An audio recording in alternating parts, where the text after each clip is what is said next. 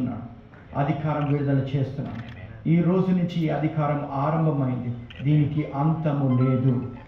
ఇది మొదలుకొని ఈ రాజ్య పరిపాలన ఆరంభం అయింది అని ప్రకటిస్తున్నాను.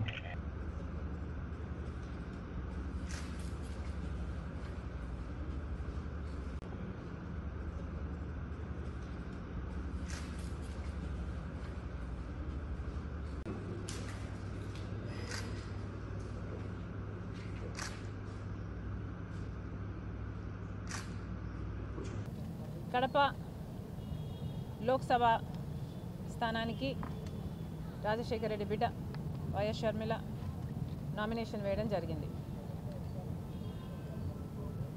కడప జిల్లా ప్రజలందరూ ఇంకా రాజశేఖర రెడ్డి గారిని, వివేకానంద రెడ్డి గారిని మర్చిపోలేదు కాబట్టి వాళ్ళు చేసిన పనులను గుర్తుపెట్టుకొని ఈసారి ఓటు వేస్తారని పూర్తి నమ్మకంతో ఉన్నాం. ఈ ఎన్నికలు ప్రజలు నిర్ణయించుకోవాలి.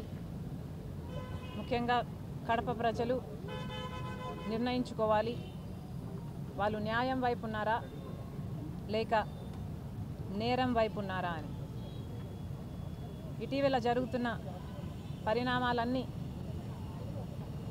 ఒక కడప జిల్లా వాసులే కాదు, ఆంధ్ర రాష్ట్ర ప్రజలందరూ చూస్తున్నారు.